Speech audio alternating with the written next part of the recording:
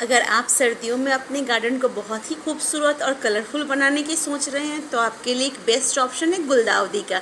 इसे सर्दियों की रानी भी कहा जाता है। इसकी कटिंग हमें अभी से ही लगानी स्टार्ट करनी पड़ेगी, तब जाके हमें सर्दियों में अच्छी फ्लावरिंग मिलेगी। गुलदाउदी की कटिंग लेने के लिए हमें गुलदाउदी के पुराने पौधे से 4 से 5 इंच की कटिंग किसी शार्प ब्लेड या फिर किसी शार्प कटर की मदद से लेनी होगी। फिर उसके नीचे की 3-4 पत्तियों को हटा देना है।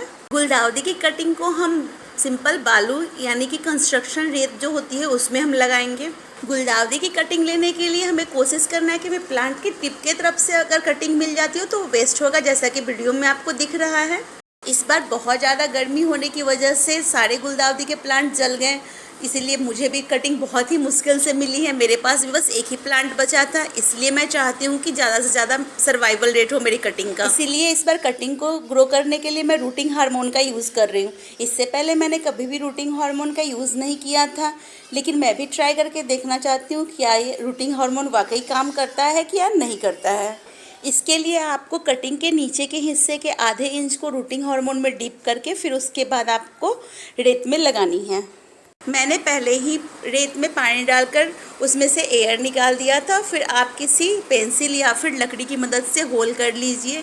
फिर एक एक कटिंग को आप रूटिंग हार्मोन में डिप करके आराम से उसमें लगा के अच्छी तरह से दबा दीजिए। रूटिंग हार्मोन आपको किसी भी नर्सरी में आराम से मिल जाएगा। मैंने तो जहाँ से लिया वहाँ नर्सरी वाले ने मुझे 60 रुपये का दिया। बाद में मैंने दूसरी नर्सरी में पता किया तो उसने मुझे 50 रुपये का ही बोला, लेकिन तब तक मैं ले चुकी थी, इसलिए मैं कुछ कर भी नहीं सकती थी।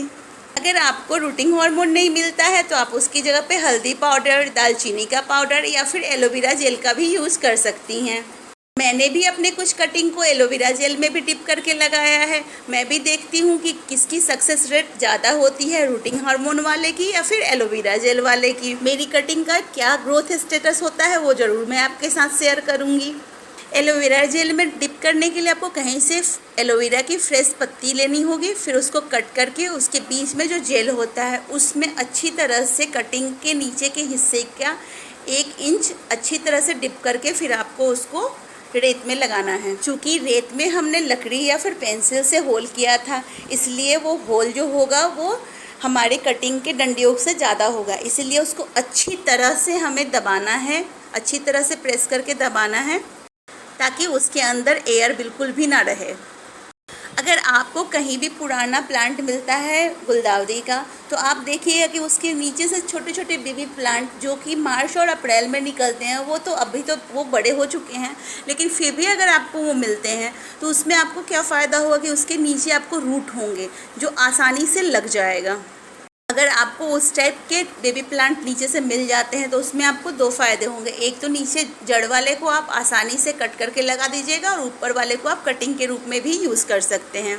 हमें इस अपने कटिंग को सेमी शेड एरिया में रखना है जहां लाइट और हवा तो मिले लेकिन ज़्यादा तेज़ धूप ना लगे। हर अल्टरनेट डे अगर बारिश नहीं होती है तो इसमें मॉइस्चर मेंटेन करके हमें रखना है। 1 से 1.5 महीने में इसमें अच्छी रूट्स आ जाएंगी। फिर आप कटिंग को निकाल के अच्छे रिच सॉइल में ट्रांसफ़र कर सकते हैं।